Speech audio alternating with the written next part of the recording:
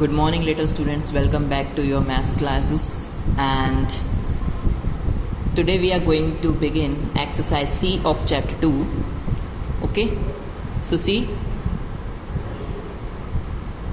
what topics we have got here: addition, evaluation of given sums, simplification, and expressing the rational number as sum of an integer and a rational number. So आपने fractions में भी addition, subtraction, multiplication and division को बहुत ही अच्छे से सीखा है in classes 5th, 6th and now similarly in class 7th आप इन्हीं रेशनल नंबर्स या फ्रैक्शनल फॉर्म में जो लिखा हुआ है इन्हें आप ऐड करना सीखेंगे. तो फर्स्ट ऑफ ऑल मैंने आपके लिए एक क्वेश्चन नोट डाउन किया है, इसे हम स्टार्ट करते हैं.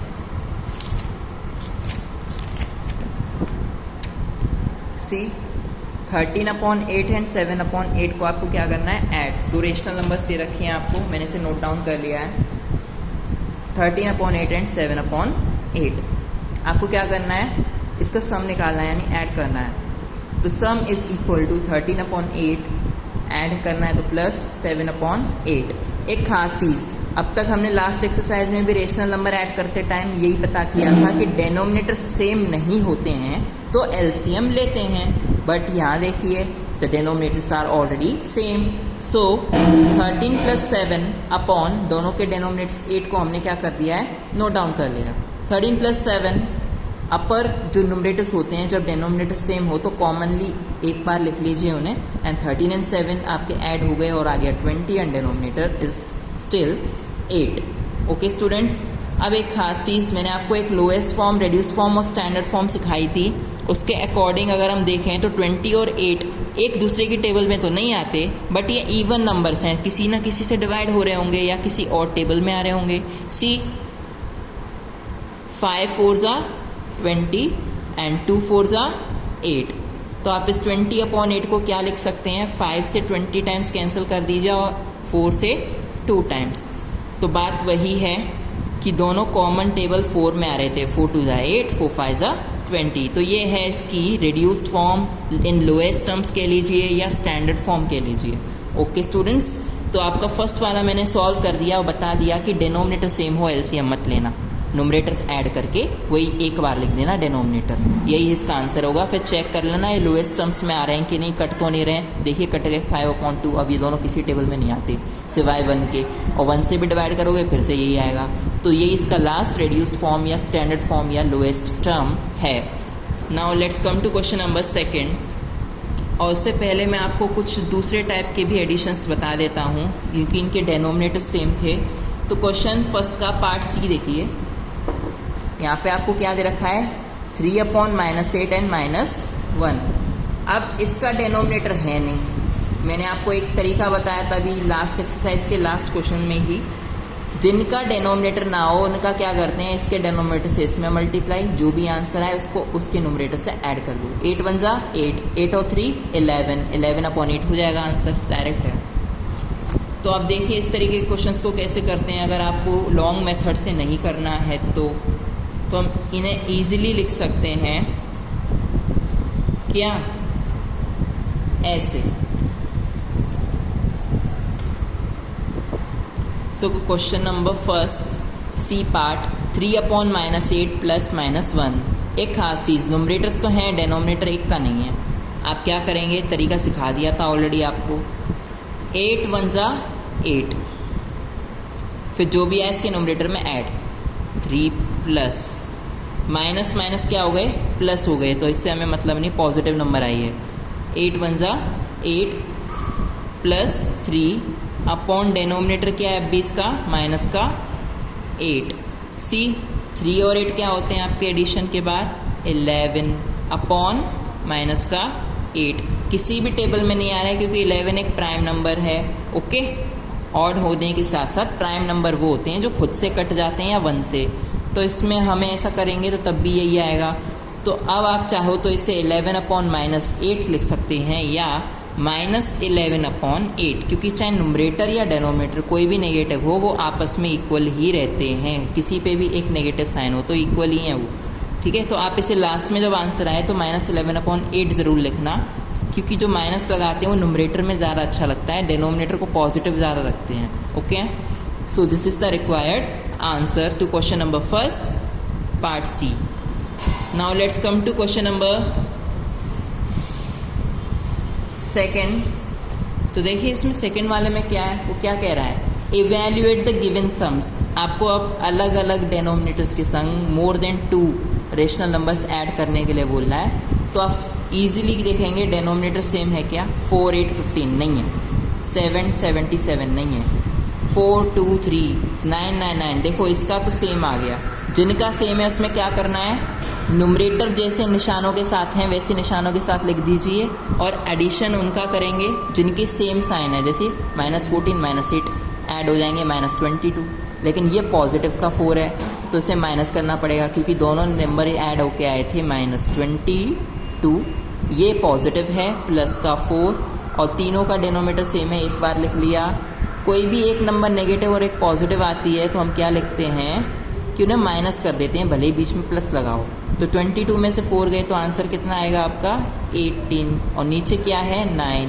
बट कौन सी नंबर बड़ी है 22, तो उसके निशान माइनस है, तो हम इसे लिख देंगे माइनस का 18/9. अब देखिए ये लोएस्ट टर्म्स में नहीं है, 9 की टेबल में 18 आती है, तो हम इसे कैंसिल ऑफ कर देंगे, कितना आएगा 2, बट नेगेटिव. कितना इजी था जब सेम होता है डिनोमिनेटर, तो है ना. नेक्स्ट, सो जिनके डिनोमिनेटर सेम नहीं उनके संग क्या करेंगे, मैंने बता दिया था रेशनल नंबर वाले एक्सरसाइज में. डिनोमिनेटर सेम ना हो, लो एलसीएम. ये देखो 3/4 + 7/8 + 11/15. Second question part A. आप क्या करेंगे, तीनों के डिनोमिनेटर सेम नहीं है, एलसीएम ले लो. फैक्टर आ गए, लिख लो. By taking LCM of 4 8 and 15 आपको कितना आया, वी गेट 2 2 2 3 5. ये जो फैक्टर्स आते हैं इनको मल्टीप्लिकेशन यानी सिंबल के संग लगा के लिख दिया है. अब इनका मल्टीप्लाई कर लो, 2 2 = 4 4 2 = 8 8 3 = 24 24 5 = 120. ये एलसीएम आ गया. अब कॉमन डेनोमिनेटर बनाते हैं ऐड करने से पहले. तो डेनोमिनेटर 4 8 और 15 का एलसीएम 120 आया है, तो यही इन तीनों के क्या होंगे, लाइन से नंबर लिख लिए मैंने, इक्वल लगा दिया. नाउ 4 8 और 15 की जगह 120 120 120. और अब एक ख़ास चीज़, इस 120 में इन सभी के डेनोमिनेटर से मैंने 1 by 1 डिवाइड किया है. तो आप देखिए 30 आ गया, 30 का उसके नुमरेटर 3 से मैंने मल्टीप्लाई कर दिया. अब 8 वाले की बारी, इसमें भी 120 वही एलसीएम है कॉमन सभी का, 8 से इसमें भी डिवाइड किया, आ गया 15 15 का इसके नुमरेटर 7 से मल्टीप्लाई 105/120. सिमिलरली अब 120 का लास्ट वाले के डेनोमिनेटर 15 से डिवाइड, तो आपका क्या आ गया 80. 80 का हमने कर दिया 8 का मल्टीप्लाई कर दिया हमने नुमरेटर 11 में. तो आप देख सकते हैं इन सभी के आगे अलग अलग rational numbers. Okay, 3/4 becomes 90/120, 7/8 becomes 105/120, and finally 11/15 is equal to 8/120. सभी के डेनोमिनेटर सेम, नोमिनेटर से मल्टीप्लाई मतलब नहीं है. अब इनका करेंगे इवैल्यूएशन, तो सम करेंगे इन नंबर्स का जो नई आई हैं इनकी जगह पर रख के. तो हमने डेनोमिनेटर सेम लिख लिए, ऊपर सभी पॉजिटिव हैं, ऐड कर दिए, आ गया 283, और सभी का डेनोमिनेटर था 120. सी 283 एक प्राइम नंबर है जो किसी से भी डिवाइड नहीं हो सकती है सिवाय 1 और अपने आप से, और 120 एक कंपोजिट नंबर है जो मोर देन 2 टेबल्स में आती है.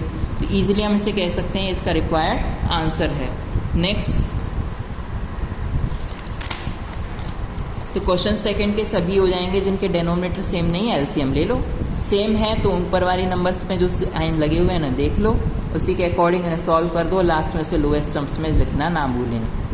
Next, question number third part A. तो इसमें देखिए कुछ भी न्यू नहीं है, लास्ट क्वेश्चंस की तरह ही है, बस यहाँ 3 ऐड करने थे, यहाँ 2 हैं. डेनोमिनेटर्स अब भी सेम नहीं है, तो एलसीएम लेंगे 17 119 का, क्या आएगा उसके अकॉर्डिंग इनके नुमरेटर्स को आप मॉडिफाई कर देना. समझ रहे हैं ना, मतलब क्या है, चेंज हो जाएंगे और इनके डेनोमिनेटर सेम हो जाएंगे, और लास्ट में ना ऐड कर देना अगर हो रहे हो तो. मैं आपको एक मिक्स फ्रैक्शन का एग्जांपल दूंगा, बाकी तो आप समझ चुके हैं. ओके, अब ये थर्ड का भी देखिए, 4 whole 1/6 + 2 होल 1/3 आपको दे रखा है। हम क्या करेंगे कि इस नंबर को नोट डाउन कर लेंगे। फर्स्ट ऑफ ऑल देखिए मैंने लिख लिया, इसे अब हम चेंज कर लेते हैं। अब अगर आपको ऐड करना है तो जो नंबर पूरी है वो कौन सी है, 4 और 2 है ना। 4 और 2 को अलग ऐड करके एक ब्रैकेट में बंद कर दो, प्लस की जगह प्लस। अब ये रेशनल नंबर 1/6 और 1/3 रहेगा, इन्हें अलग बंद कर दो। 4 और 2 हो गए 6, प्लस की जगह प्लस। ये 1/6 और 1/3 में डेनोमिनेटर सेम नहीं है, हमने क्या लिया इन दोनों का, 6 और 3 का एलसीएम आ गया 6। इन दोनों की जगह मैंने कॉमनली क्या लिख दिया है, आपका 6 लिख लिया है। अब देखिए 6 से 6 में डिवाइड देते हैं तो आता है 1, और 1 1 जा 1। 3 से 6 में डिवाइड देते हैं तो कितना आता है 2, तो 2 1 जा 2, उसके नोमिनेटर से मल्टीप्लाई कर दिया। अब 6 की जगह 6 ही रहेगा आपका, ठीक है। 6 प्लस 2 1 जा 2 और 1 3, 3/6। तो देखिए यहाँ पे 6 प्लस 1 और 2 3 हो जाएगा, 3/6। मैंने इसे नोट डाउन कर लिया है ऑलरेडी, 6 प्लस 3/6। अब एक खास चीज़, जब आपका आंसर यहाँ से 6 प्लस की जगह प्लस 1 और 2 कितने हो गए 3, डेनोमिनेटर क्या है 6 आ गया। इसे सिंपली तरीके से लिखेंगे, वही मैंने आपको सिखाया, डेनोमिनेटर नहीं है तो क्या करते हैं इन दोनों का मल्टीप्लाई, 6 6 जा 36, फिर इसमें क्या कर देंगे ऐड, तो 36 प्लस 3/6 कितना हो जाएगा, ऊपर ऐड होके 36 और 3 हो गए 39/6। दोनों का डेनोमिनेटर वही बन जाता है जो नीचे एक वाले का हो।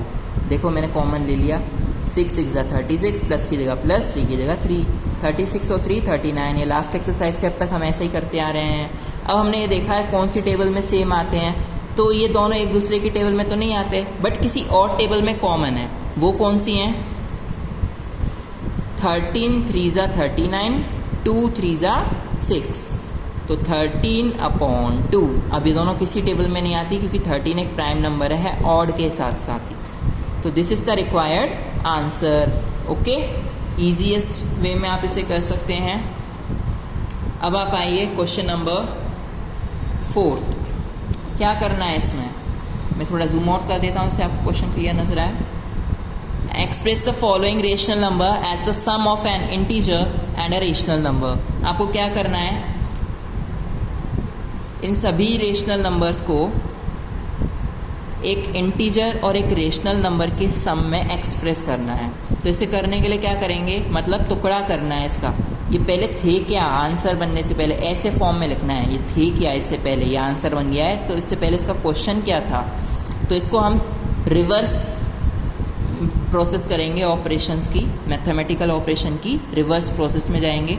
तो आपको पता चलेगा कि 43/12 जो फर्स्ट वाला है इसका मैंने नोट डाउन कर लिया है, फोर्थ क्वेश्चन ए पार्ट। तो 43/12 कभी भी फ्रैक्शन या रेशनल नंबर लिखा है तो उसका ध्यान में रखिए कि क्या मतलब है इसका। 43/12 का मतलब है 43 डिवाइडेड बाई 12। नीचे वाले नंबर से हमेशा डिवाइड देते हैं ऊपर वाली नंबर में। अब आप क्या करेंगे, 12 से इस 43 में डिवाइड देंगे, 12 3 जा 36, 43 माइनस 36 इज 7। अब देखिए 12 की टेबल में 7 आता नहीं है, आप चाहें तो आपने सीखा है पॉइंट लगाकर यहाँ 0 इंक्रीज कर लेंगे और फिर से डिवाइड को कंटिन्यू रखेंगे।